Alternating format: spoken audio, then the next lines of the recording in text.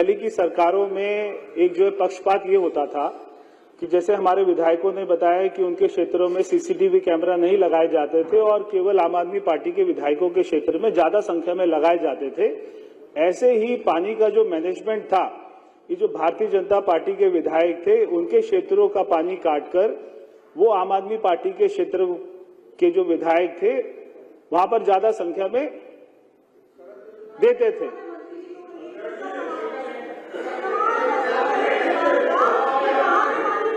नहीं, एक मिनट देखिए, अगर आप प्रश्नकाल को पहले तो 1 मिनट, ऐसे नहीं चलेगा, ऐसे आपको प्रमाण दे दूंगा। आप प्रश्न पे रिप्लाई पे आप पूरा प्रश्न पूछ सकते हैं, काउंटर क्वेश्चन नहीं कर सकते। हमने अध्यक्ष जी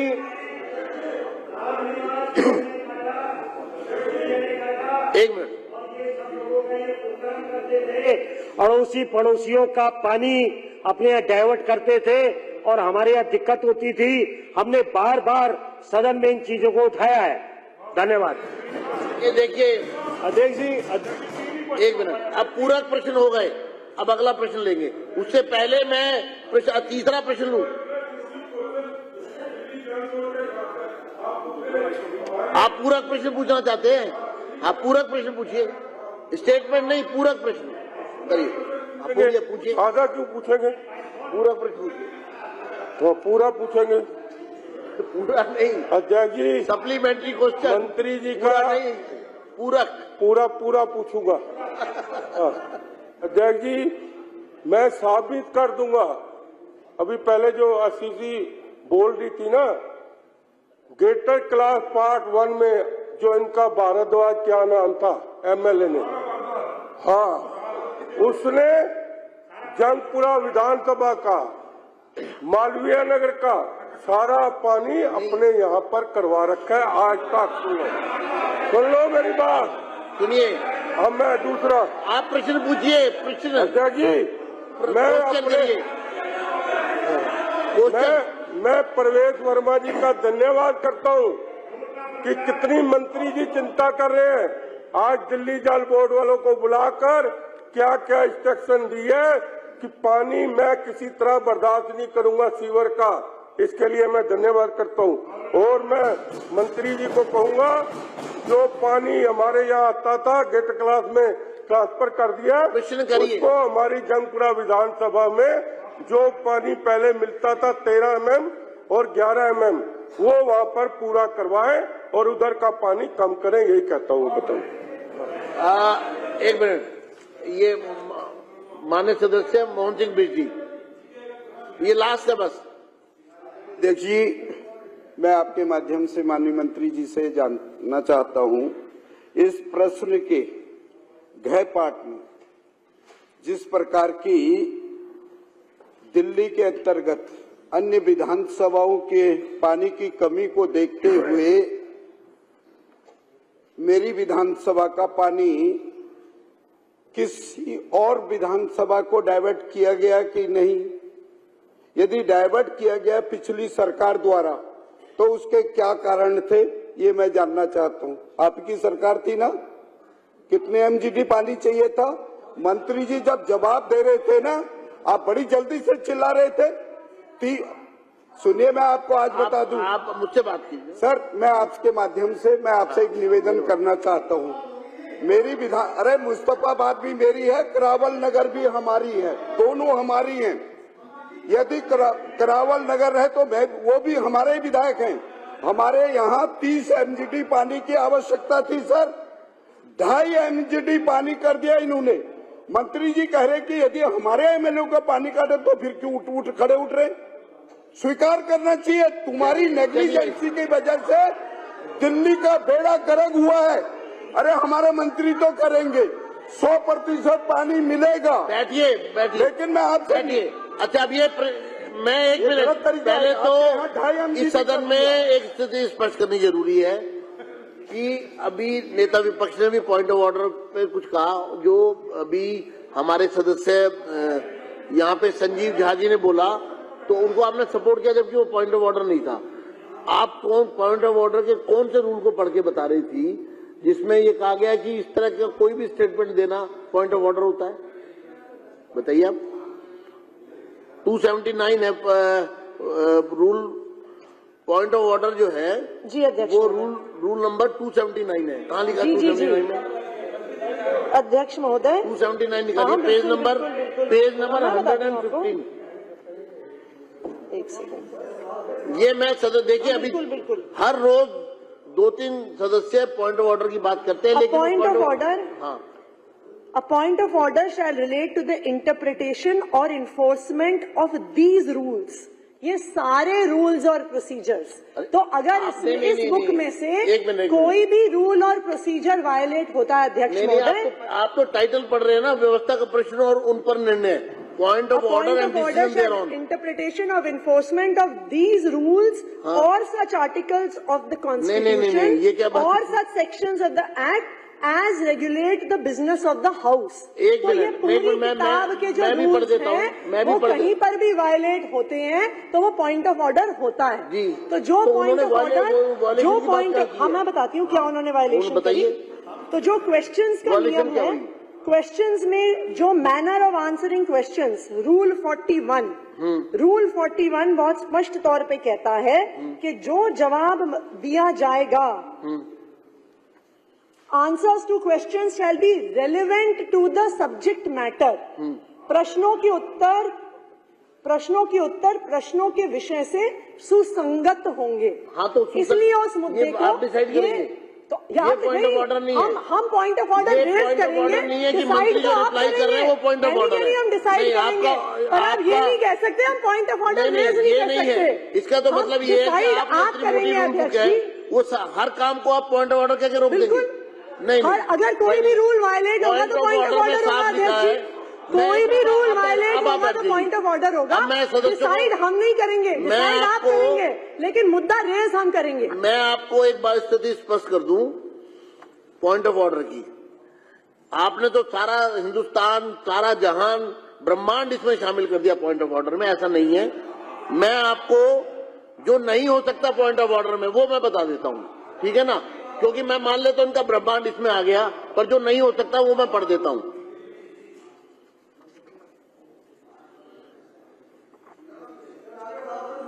नहीं, ये बार बार पॉइंट ऑफ ऑर्डर के नाम पे स्टेटमेंट दिए जा रहे हैं यहाँ, वो ठीक नहीं है ना।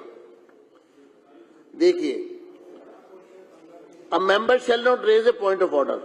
कोई सदस्य ऐसा व्यवस्था का प्रश्न नहीं उठाएंगे जो जानकारी मांगने के लिए, अपनी स्थिति स्पष्ट करने के लिए, जब प्रस्ताव पर कोई प्रश्न सदन के सामने रखा जा रहा हो या काल्पनिक विभाजन की घंटियां नहीं बजी या सुनाई नहीं पड़ी के संबंध में हो। यानी कि जब प्रस्ताव पर कोई प्रश्न सदन के सामने रखा जा रहा हो, ये कोई पॉइंट ऑफ ऑर्डर नहीं है। कोई डिस्कशन हो रहा है, कोई प्रश्न का उत्तर आ रहा है, ये कोई पॉइंट ऑफ ऑर्डर नहीं है। ये आप समझ लीजिए। सभी सदस्यों से मेरा अनुरोध है, पॉइंट ऑफ ऑर्डर होता है व्यवस्था का प्रश्न कि सदन की व्यवस्था में कहीं कोई कॉन्ट्राडिक्शन हो रहा है। मान लीजिए कोरम नहीं है, आप पॉइंट ऑफ ऑर्डर उठा सकते हैं, जी कोरम नहीं है, ये पॉइंट ऑफ ऑर्डर है। तो इसलिए उदाहरण के तौर पर मैंने बता दिया। आप अगर फिर विपक्ष कहेगा कि हमारा माइक ऑन नहीं किया पॉइंट ऑफ ऑर्डर पे, तो फिर ऐसी स्थिति ना आए, क्योंकि मैं पॉइंट ऑफ ऑर्डर जरूर सुनना चाहता हूं, लेकिन उसका बहाना नहीं होना चाहिए। अब सवाल नंबर 3, हाँ उन पे भी होगा, उन पर भी होगा। प्रश्न संख्या 63, कुलदीप सोलंकी जी। अध्यक्ष जी, अभी एक मिनट रुकिए। अध्यक्ष जी, मारवा जी बैठिए एक बार। कुलदीप सोलंकी जी। मारवा अध्यक्ष जी, मैं मंत्री जी से सवाल नंबर 63 के जवाब चाहता हूँ। वैसे लिखित में आ गए हैं, लेकिन इसमें एक चीज मैं कह रहा हूँ, ये कह रहा हूँ कि इन्होंने जो जवाब दिए हैं, ये जवाब सत्य हैं। अगर सत्य हैं और तो इसके एक बार इंस्पेक्शन जरूर करा ली जाए। एक मिनट मेरी बात पूरी होने दो। मारवा जी, आपका तो इन्होंने कहा है अगर कहीं भी सीवर लाइन सेटल नहीं है, लेकिन पूरी विधानसभा में पार्लियामेंट में 4 जगह में अभी तो आप पहले प्रश्न दीजिए और मंत्री जी उसका उत्तर देंगे, फिर आप पूरा प्रश्न करिए। ठीक। अध्यक्ष जी, माननीय सदस्य ने जो सीवर लाइन के सेटल होने की बात करी है, अगर आपको 4 जगह ऐसी शिकायत है तो मुझे बताइएगा, तो उसको ठीक कराएंगे। एक मिनट, हमारे उनको पूछने दीजिए। हाँ जी, आप पूरा हमारे हिसाब से पहले उनको पूरा हमारे हिसाब से मैंने ये नहीं कहा कि कोई झूठ बोल रहा है। हमारे हिसाब से ठीक है, हमारे हिसाब से ठीक है, उनके हिसाब से, सदस्य के हिसाब से ठीक नहीं है, तो उसकी जांच कराएंगे। तो सही तो है। मंत्री जी ने एक बात सुनिए ना, मंत्री जी ने ऑन रिकॉर्ड कह दिया कि जो उन्होंने प्रश्न किया है सरकार जवाब दे रही है ना, उसके बाद भी उनमें को कुछ लगता है तो पूरक प्रश्न पूछेंगे ना। आप शांत रहिए। हाँ जी, आप लोगों का सवाल मेरा है ना, आपको क्या तकलीफ है? सवाल मेरा है ना। 2 मिनट बैठो शांति से। मैं कह रहा हूं जिस भी अधिकारी ने ये रिपोर्ट दिया है, अगर उसने गलत रिपोर्ट दी है तो उसके ऊपर एक्शन होना चाहिए। तो मुझे बोलने दो ना, आपको जरूरत है क्या बोलने की? आपका नंबर आए तो आप बोलना। सवाल मेरा है ना, मुझे बोलने दो। क्या बात कर दी यार, तुमने हायर कर रखा है सारे हाउस।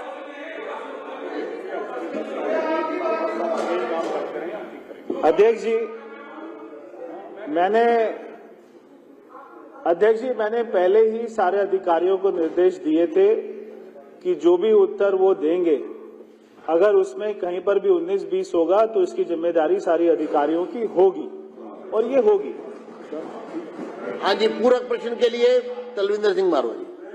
व्यवस्था पे जो पॉइंट ऑफ ऑर्डर किया, फिर इस पे बोलूंगा। पॉइंट ऑफ पहले ऑर्डर, व्यवस्था ये है, पीछे देखो विठल भाई जी की फोटो लगी हुई है, पटेल साहब की।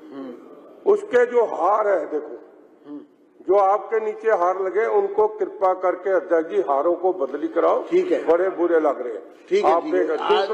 दूसरा व्यवस्था पे अध्यक्ष जी, क्वेश्चन आंसर पे कितना समय, 7 विपक्ष की लीडर है, इसको थोड़ा ज्ञान होना चाहिए। इनको कि नहीं, सुनो मेरी बात। व्यवस्था पे हमारे पर्सन क्वेश्चन का कितना समय खराब हो रहा है, ये नहीं देख रहे। व्यवस्था आपने बिल्कुल ठीक कहा, कितना समय खराब हो रहा है ये देखो। कम से कम 25 मिनट खराब हो गए। 25 मिनट खराब हो गए। पानी पे 25 मिनट खराब हो गए अध्यक्ष जी। पूरक प्रश्न है आपका? है जी, मैं पूछ रहा हूँ। पूरक पूछिए। सीवर के लिए अध्यक्ष जी, मैं मंत्री जी से ये जरूर पूछना चाहूंगा कि हमारी जो सीवर की लाइनें हैं, जहां जहां हम टेंडर डालेंगे, उसको जल्दी से जल्दी प्रोसीजर में लाने का कष्ट करें। दूसरा, जो नई लाइनें पानी की है, उसका भी टेंडर जल्दी से जल्दी हो, जिसके करके, क्योंकि यहाँ सीओ साहब भी बैठी है, शायद मेरे को लग रहा है, तो इसलिए क्योंकि सीवर और पानी का जितना टेंडर जल्दी लगेगा, क्योंकि 2-2 महीने, 1-1 महीना गंदा पानी लोग नहीं पी सकते, इसलिए इस प्रोसीजर को मंत्री जी जल्दी से जल्दी करने का कष्ट करें, यह मेरा सवाल है। अध्यक्ष जी,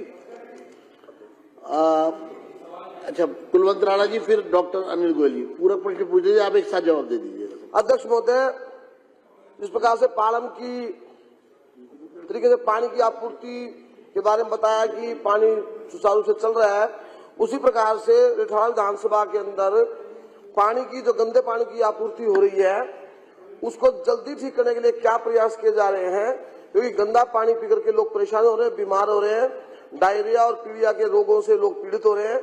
और उसके साथ साथ जो सीवर की कुव्यवस्था, जो सीवर डाला गया था 2-3 साल पहले, वो जाम है, उसकी समीक्षा करने के लिए या उस जो काम में कोताही हुई, उसकी जांच के लिए कोई व्यवस्था की गई है क्या? ऐसी जानकारी मैं आपके माध्यम से माननीय मंत्री जी से जानना चाहता हूँ।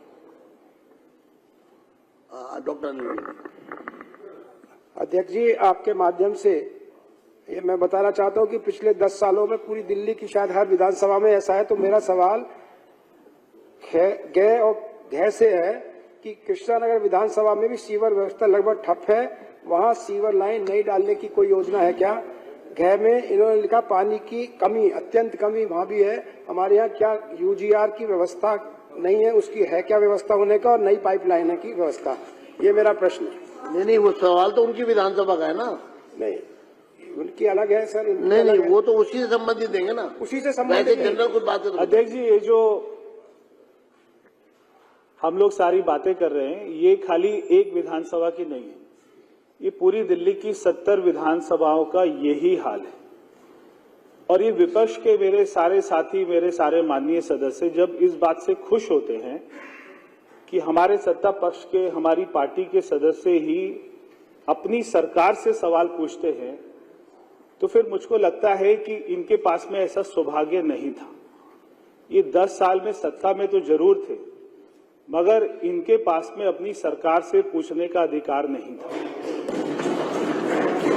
हमारे सदस्य अपनी सरकार से सवाल इसलिए पूछते हैं क्योंकि वो सुबह 2 घंटा 3 घंटा जनता से मिलकर यहाँ पर आते हैं, और अगर 200 आदमी मिलने आते हैं तो उसमें से 190 आदमी केवल सीवर और पानी की शिकायत करते हैं। दिल्ली में एक भी विधानसभा ऐसी नहीं है, चाहे वो नई दिल्ली विधानसभा हो, चाहे जो यहाँ के उप मुख्यमंत्री रहे उनकी विधानसभा हो, एक भी विधानसभा ऐसी नहीं है जो खड़ा होकर सदस्य ये बोले कि मेरे यहाँ पर पानी सीवर की कोई दिक्कत नहीं है, बिल्कुल ठीक है। एक भी नहीं है। तो क्या 10 साल से इनकी योजना क्या थी?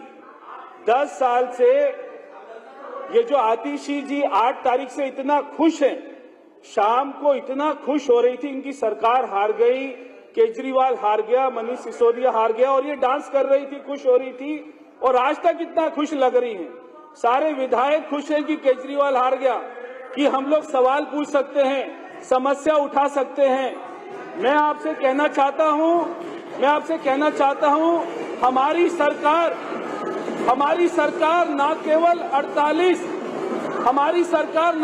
48 विधायक बल्कि पूरे 70 विधानसभा का ख्याल रखेंगे, क्योंकि हमारी विधानसभा आपकी विधानसभा से जुड़ी है, हमारी विधानसभा का सीवर आपकी विधानसभा से जुड़ा है, हमारी विधानसभा की पानी की लाइन आपकी विधानसभा से जुड़ी है। हम ये 22 विधानसभा को अलग नहीं देख सकते हैं, 48 विधानसभा को अलग नहीं देख सकते हैं। अगर पानी का काम होगा, सीवर का काम होगा, तो वो 70 विधानसभा का होगा, केवल 48 का नहीं होगा। इसमें 1 मिनट साइलेंट प्लीज। अब प्रश्न संख्या 64 श्री सुरेंद्र कुमार। 64। आदरणीय अध्यक्ष जी, आपके माध्यम से माननीय मंत्री से क्वेश्चन नंबर 64। वैसे तो मुख्यमंत्री नहीं है जी, कहा है वैसा आप दे दीजिए। हो चुका, एक बार अध्यक्ष जी का रूलिंग आ गया, पहले दिन ही उसको मान लिया जाए हमेशा। जिसमें बात तो हो चुकी है हमारी। माननीय अध्यक्ष जी, कभी 280 लगाते हैं, जो माननीय सदस्य ने सवाल पूछा है और इसके बारे में हमारे माननीय मुख्यमंत्री जी ने बजट में स्पष्ट किया है कि दिल्ली की महिलाओं के लिए आया हुआ सारा महिला समृद्धि योजना में 5100 करोड़ रुपए का बजट इसके लिए प्रस्ताव किया गया है। 4 सदस्यों की इसके लिए कमेटी बन गई है, इसका नोटिफिकेशन होना पेंडिंग है। जो कंसर्न अथॉरिटी है उसके पास में फाइल चली गई है, तुरंत इसका नोटिफिकेशन होगा। हमारी महिला बहनों के लिए जो भी नियम बनेंगे उसके अनुसार इसके फॉर्म भरना शुरू होंगे, और केवल 48 में नहीं, सारी 70 विधानसभाओं में फॉर्म भरवाए जाएंगे। देखिए, आपसे मेरा क्वेश्चन समय निश्चित कर दे तो अच्छा रहेगा, कब तक शुरुआत हो जाए। चलिए, बहुत अच्छी बात माननीय सदस्य ने कही है कि समय निर्धारित कर दें। अच्छा होता कि फरवरी 2024 में ये सवाल आप उस समय के जो यहाँ के मुख्यमंत्री थे केजरीवाल जी से पूछते, जिन्होंने 2024 के बजट में कहा था कि 1000 रुपया देंगे, मगर आपकी हिम्मत नहीं होती थी ये सवाल पूछने के लिए। मगर बहुत ही जल्दी दिल्ली की महिलाओं को 2500 रुपये मिलेगा। एक मिनट। करनैल सिंह जी, बैठ जाइए। हाँ जी, धन्यवाद माननीय अध्यक्ष जी। आपके लगातार प्रश्न इसी पे हैं, 3-4, तो अभी बैठिए, हम पूछिए, बोलिए जी। आप बात करिए, आप करनैल जी पूछिए, करनैल जी सवाल पूछिए। नकली आधार कार्ड करनैल जी आप सवाल पूछिए ना। आप पूछिए, उनको बोलने दीजिए। वो कार्रवाई के मैं मार्शल्स, आप इनको संजीव झा जी को सदन से बाहर ले जाएं। मार्शल्स, संजीव झा जी को सदन से निष्कासित किया जाता है। लिख दीजिए, बताइए जी, आप शुरू करिए। माननीय अध्यक्ष जी, आप प्रश्न पूछिए। मैं मंत्री जी से अनुरोध करना चाहता हूं। प्रश्न पूछिए आप। माननीय अध्यक्ष जी, मैं मंत्री जी से अनुरोध करना चाहता हूं, इसी विषय को लेकर के जो नकली, इस आपदा सरकार के टाइम में जो नकली आधार कार्ड बने हैं, उन पर क्या कार्रवाई की जाएगी जो अपने आप को मार्शल कुलदीप कुमार को क्वालिफाई सदन से बाहर लेके जाएं, बाहर लेके जाएं। कुलदीप कुमार को तुरंत बाहर लेके जाएं। चलिए, हाँ, आप क्वेश्चन पूछे, मैं इनका, आप शांत रहें, शांत रहें आप आपका प्रश्न हो गया, आप बैठ जाइए, नहीं पूछना। मंत्री जी आप रिप्लाई करिए। पूछ तो रहा हूँ माननीय अध्यक्ष जी, एक हाँ, मैं ये पूछ रहा हूँ माननीय अध्यक्ष जी, आपदा सरकार के कार्यकाल में जितने इन लोगों ने रोहिंग्याओं के और बांग्लादेश से आए हुए लोगों के आधार कार्ड और वो बनाए, उन सब की जांच होनी चाहिए ताकि वो लोग पेंशन के लिए क्वालिफाई ना हो। हाँ जी, अब आपको उठाने हैं ना वीरेंद्र कादियान जी, प्रश्न नहीं पूछने दिया जाएगा आपको। आप क्योंकि कागज लेके खड़े ना, वो आप कागज लेके खड़े ना, पहले आप कागज लेके खड़े हैं ना, फिर ऐसे नहीं है, व्यवस्था नहीं मैं फैलाने दूंगा यहाँ। हाँ, चलिए, आप बताइए। विशेष रवि जी को बाहर लेके जाए, मुकेश जी को बाहर लेके जाए, इनको सदन से निष्कासित किया जाता है, सदन के लिए निष्कासित किया जाता है इनको। अब मैं आप बोलिए। अभय वर्मा जी, विपक्ष के साथी डीटीसी कैग रिपोर्ट के डिस्कशन में भाग नहीं लेना चाहते, इसलिए ये प्लान के तहत बारी से बाहर जा रहे हैं। जर्नैल सिंह को सदन से बाहर लेके जाया जाए। महत्वपूर्ण कैग की रिपोर्ट पे चर्चा हो रही है। ये सदन में पर्चे बांट रहे हैं। कैग की रिपोर्ट से क्यों भाग रहे हो आप लोग? आप लोग प्लान बना के आए हो। को बाहर लेके जाइए। मुख्यमंत्री जी ने 2500 की घोषणा कर दी है, बाहर निकालिए। सब कुछ ये पर्चे बांट रहे हैं, पाइपलाइन में है, उसके बावजूद आप बहाना बना के व्यवस्था फैला रहे हैं, हाउस से बाहर जाने का प्लान कर रहे हो। ये विपक्ष की भूमिका पे प्रश्न चिन्ह है। विपक्ष क्यों भाग रही है कैग की रिपोर्ट के डिस्कशन से, ये बताए। और मैं माननीय नेता प्रतिपक्ष को कहना चाहता हूँ कि आपके भागने से आपके दामन नहीं छूटने वाले। आप लोगों ने जो घोटाला किया है उसका जवाब देना ही पड़ेगा। आप बेशक ये बहाना बना के जाते रहिए, लेकिन कैग की रिपोर्ट पे पूरा डिस्कशन होगा और दूध का दूध और पानी का पानी किया जाएगा। पिछले सरकार के काले कारनामे से बच नहीं सकते आप जितना मर्जी प्लान कर लीजिए, लेकिन आप बच नहीं सकते। आप विपक्ष के साथी और पूर्व मुख्यमंत्री केजरीवाल जी बचने वाले नहीं हैं, उनको जेल जाना ही पड़ेगा। और जो सरकार के पैसे का चूना आप लोगों ने लगाया है, उस पैसे की रिकवरी भी आपके द्वारा हो के रहेगी। के पैसे कहाँ गए? आप लोग बहाना बना रहे हो। डीटीसी के घोटाले से गए पैसे उसके, लेकिन मुंह छुपाने से डीटीसी के पैसे,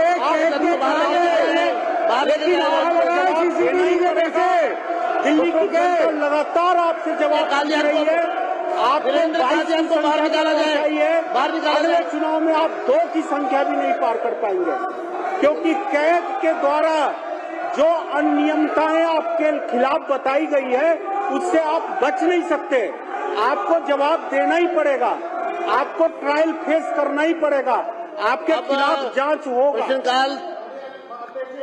हाँ, बताइए अध्यक्ष जी, आपके माध्यम से मैं पूछना चाहता हूं कि जो चुनाव के दौरान झूठे फार्म भरे गए और जिसका स्पष्टीकरण विभाग ने देना पड़ा, क्या ऐसे लोगों के खिलाफ जो सरकार में बैठे थे कोई कार्रवाई हो सकती है, और हो सकती है तो कब तक? मंत्री जी, इस पर झूठे फार्म जो भरे गए उस पर ये सोमदत्त जी को मार्शल्स तुरंत बाहर लेके जाया जाए, इनको अव्यवस्था फैला रहे हैं, तुरंत रिप्लाई करिए। अध्यक्ष जी, क्या है? मैं चाहता हूं कि ये जो बार बार इस तरह की अवस्था फैलाई जाती है, अध्यक्ष जी मुझे बड़ा ये खेद है। सब किस लिए किया जा रहा है मैं आपको बता देता हूँ। DTC अगला डिस्कशन सीएजी पे होने वाला है, दिल्ली ट्रांसपोर्ट कॉर्पोरेशन के, इसलिए बाकी लोग भी मुझे उम्मीद नहीं यहाँ रहना चाहेंगे। अध्यक्ष जी, हमारे नेताजी करके जिस तरह से यहाँ पर ये षड्यंत्र, ये ऑर्गेनाइज डिस्ट्रप्शन जो हो रही है हाउस की, उसके पीछे एक ही है कि सीएजी की 5 रिपोर्ट यहाँ पर डिस्कशन के लिए शुरू होने वाला डिस्कशन तुरंत प्रश्नकाल के बाद, और प्रश्नकाल समाप्त हो गया है। अब सीएजी की रिपोर्ट पर मैं चर्चा शुरू कर रहा हूँ, इसलिए एक आखिरी रिप्लाई ये करेंगे, बाकी सदस्य भी अभी मुझे लगता है यहाँ रहेंगे नहीं। सही राम जी ने जाना, सही राम जी जा रहे हैं, सही राम जी। अध्यक्ष जी, हमें ये तय करना होगा, हमें ये तय करना चाहिए अध्यक्ष जी, जो रोज रोज ये काम करते हैं, कम से कम करिए जो लोग रोज डिस्टर्ब करते हैं, सब जाएंगे ये, अध्यक्ष जी सीएजी में ये रहना नहीं चाहते सदन में। अध्यक्ष जी, जो रोज डिस्टर्ब करते हैं, ऐसे लोगों के खिलाफ आपको पूरे बजट सेशन के लिए बाहर करना चाहिए। अध्यक्ष जी, आप मेरा ध्यान दीजिए। अध्यक्ष जी, मैं आपसे आग्रह करता हूं, जो रोज लोग ऐसा काम कर रहे हैं। आप भी जाएंगे? आप भी जाएंगे क्या? अच्छा, हाँ जाइए, चलिए बताइए जी। अध्यक्ष जी, सही राम जी से मैं उम्मीद नहीं करता था, और नेताजी से बिल्कुल नहीं करता। ये हम लोगों को गाइडेंस देने वाले लोग हैं, ये लोग हैं जो हमें समझाएं। 10 साल सत्ता में रहे हैं, ये हमें ज्ञान देते हैं भाई आपको इस तरह से हाउस को प्रोसीड करना है। लेकिन मुझे बड़ा खेद है, विपक्ष की नेत्री जो मुख्यमंत्री भी रही हैं, किस तरह का बचकाना कर रही है। ऐसा बचकाना हाउस के अंदर मजाकिया तौर पर ऐसे हंसते हैं, हाथ में मार के तालियां बजाते हैं। अध्यक्ष जी, ये इस हाउस की गरिमा को ठेस है, और हमें खेद है जब हम ऐसे लोगों को सामने बैठे देखते हैं। हमें खुद को ये खेद होता है, क्या हम इस हाउस का हिस्सा है? ये इतना सीरियस हाउस है जिसके अंदर दिल्ली के लोगों के कामों पे चर्चा होनी चाहिए, दिल्ली के लोगों की मुश्किलों पे चर्चा होनी चाहिए, उसका समाधान निकलना चाहिए। और जिस तरह से नौटंकियां की जा रही हैं, मुझे याद आता है हमारे पंजाब में, पंजाबियत में अक्सर कहते थे, जवानी दा आदमी दूजे नु दवानी दा करके छड़ता है। ये खुद तो जवानी के थे, ये बाकियों को दवानी का करने को उतरे हैं, ये इनका किरदार है। ये जब सदन में सीएजी की रिपोर्ट पर चर्चा होती है, विपक्ष इसी तरह से बहाना करके सदन से बाहर जाता है।